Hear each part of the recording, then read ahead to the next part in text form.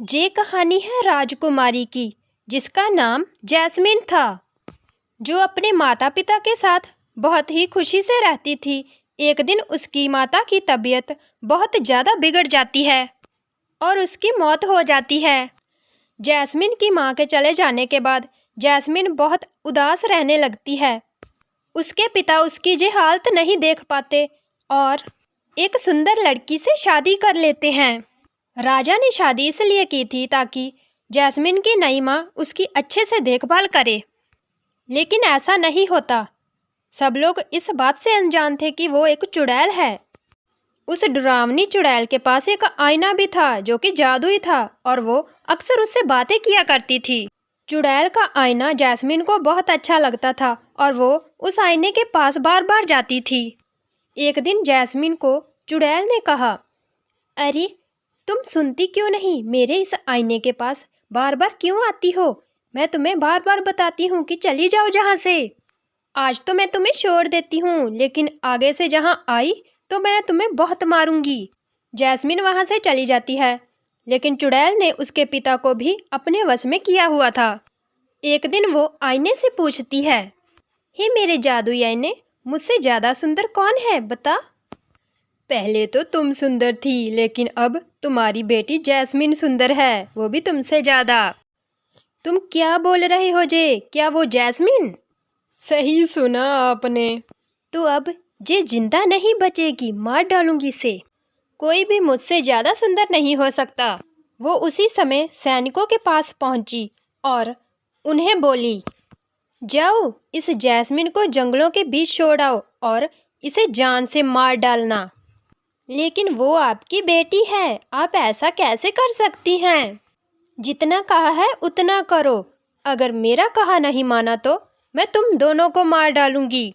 वो दोनों डर जाते हैं और बहाने से जैस्मिन को जंगल की ओर ले जाते हैं। वहां जाकर वो जैस्मिन को मारने ही वाले थे कि उन्हें जैस्मिन की मासूमियत पर दया आ जाती है और वो जैस्मिन से कहते हैं, राजकुमारी जैस्मिन, तुम जंगल में कहीं दूर चली जाओ जहां मत आना। तुम्हें जंगल में छोड़ने के लिए तुम्हारी माँ ने कहा था और तुम्हें मारने का भी आदेश दिया था। इतना सुनकर जैस्मिन जंगल की ओर जाने लगती है और बहुत घबरा जाती है। तुमने राजकुमारी को छोड़ दिया है। अगर ये बात महारानी को पता चल गई तो उन्हें कुछ पता नहीं चलेगा, क्योंकि राजकुमारी महल में वापसी ही नहीं आएगी। जैस्मिन चलते चलते बहुत दूर चली जाती है और वो थक भी जाती है। ऊपर से अंधेरा भी होने वाला था। तभी उसे एक गुफा दिखाई देती है जिसमें दरवाजा लगा हुआ था। तो जैस्मिन उसके अंदर जाने के बारे में सोचती है और वो अंदर जाकर देखती है। अंदर बहुत सारा फर्नीचर था, जैसे वहाँ कोई रहता हो।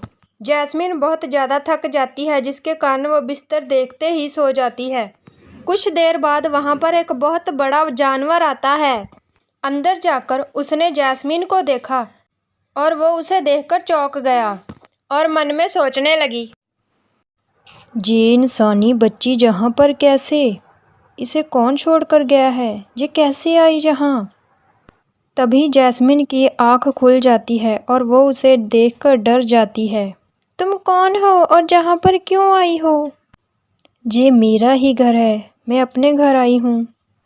तो क्या अब तुम मुझे मारोगी? नहीं, मैं तुम्हें क्यों मारूंगी भला? तुमने मेरा क्या बिगाड़ा है? तो क्या मैं यहाँ रह सकती हूँ? हाँ, क्यों नहीं, तुम जहाँ रह सकती हो, लेकिन तुम जहाँ आई कैसे? तुम्हारे माता पिता कहाँ है? जैस्मिन ने उस बिल्ली को सारी बात बताई। इतना सब कुछ हो गया तुम्हारे साथ, कोई बात नहीं, तुम जहाँ रह सकती हो। आज से तुम्हारी देखभाल मैं करूँगी और तुम मुझे बिल्ली मौसी भी कह सकती हो।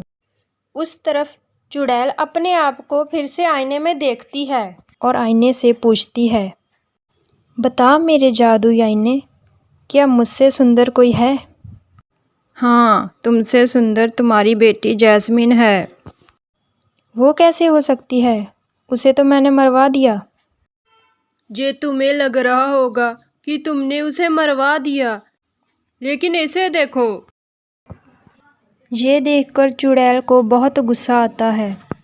इन सिपाहियों की इतनी हिम्मत कि इन्होंने मेरा कहा नहीं माना। अब दोनों मरेंगे।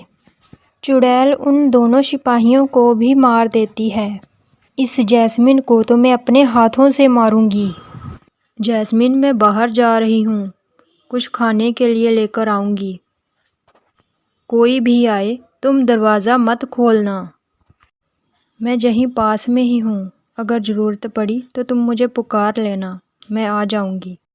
वो खाना लेने के लिए बाहर जाती है। तभी वहाँ पर चुड़ैल आ जाती है और वो एक बूढ़ी औरत का रूप धारण कर लेती है और दरवाज़ा खटखटाती है। बेटा, कोई घर में है क्या?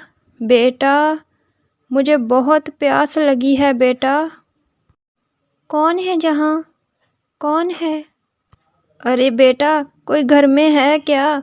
मुझे पानी पिला दो।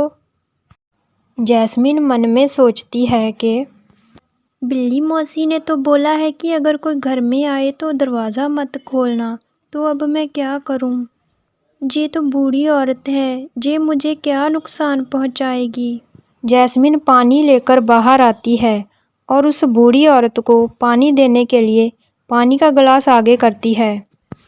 तभी वो चुड़ैल बन जाती है।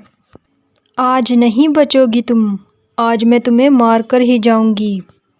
छोड़ो मुझे, कौन हो तुम? बचाओ बचाओ। जैस्मिन की मौसी उसकी आवाज़ सुन लेती है और वो तुरंत भागी चली आती है। चुड़ैल उस बड़ी सी बिल्ली को देखकर डर जाती है और वहाँ से भाग जाती है। जैस्मिन, मैंने बोला था ना, कोई भी आए तो दरवाज़ा मत खोलना। मुझे माफ़ कर दीजिए, आगे से ऐसी गलती नहीं होगी। वो बूढ़ी औरत के भेष में आई थी, इसलिए मैंने दरवाज़ा खोल दिया। आज तो बच गई ये जैस्मिन, लेकिन कल नहीं बच पाएगी। अगले दिन बिल्ली के जाते ही चुड़ैल फिर से आ जाती है। आज तुम्हें कौन बचाएगा जैस्मिन? आज तो मैं तुम्हें नहीं छोड़ूंगी। इस बार वो बिल्ली का रूप धारण कर लेती है। जैस्मिन, ज़रा बाहर आना, मुझे तुम्हें कुछ दिखाना है। ये आवाज़ तो बिल्ली मौसी की है, वो मुझे बुला रही है। मैं अभी बाहर जाती हूँ। जैस्मिन बाहर आ जाती है और वो बिल्ली चुड़ैल बन जाती है। उस दिन तो बच गई थी, लेकिन आज नहीं बचोगी तुम। तभी वो बड़ी बिल्ली भी वहाँ आ जाती है। मुझे पहले ही पता था तुम आज भी आओगी, इसलिए मैं कहीं नहीं गई थी। मैं यहीं छुपकर तुम्हें देख रही थी। तो तभी वो बड़ी बिल्ली चुड़ैल पर हमला कर देती है। अचानक से चुड़ैल के रूप में से रानी का रूप दिखाई देता है। जैस्मिन ये देख लेती है। ये तो मेरी माँ है। तभी वो चुड़ैल वहाँ से भाग जाती है। क्या ये तुम्हारी माँ है? इसका मतलब यही चुड़ैल है। चलो इसकी सच्चाई राजा को बताते हैं। लेकिन पिताजी हमारी बात पर विश्वास नहीं करेंगे। मेरी माँ के पास एक बहुत सुंदर आईना है, वो मुझे उसके पास जाने नहीं देती थी। शायद उसमें कुछ हो। उस आईने को तोड़ देते हैं। बिल्ली और जैस्मिन दोनों महल में पहुंची और वहां जाकर सबसे पहले उस आईने को तोड़ दिया। आईना टूटते ही चुड़ैल महल से गायब हो जाती है। मैं तुम्हारा ये एहसान जिंदगी भर नहीं चुका पाऊंगा। ऐसा कहकर आप मुझे शर्मिंदा मत कीजिए। जैस्मिन मेरी बेटी जैसी है, इसकी रक्षा करना मेरा फ़र्ज था। और वह बड़ी बिल्ली अपने घर लौट जाती है और जैस्मिन अपने पिता को सारी बात बताती है। मुझे यकीन नहीं हो रहा कि मैंने एक चुड़ैल से शादी की थी। बेटा, तुम मुझे माफ़ कर दो। ये सब मेरी जल्दबाजी के कारण हुआ है। पिताजी, आप अपने आप को दोष मत दीजिए, अब सब कुछ सही हो गया है।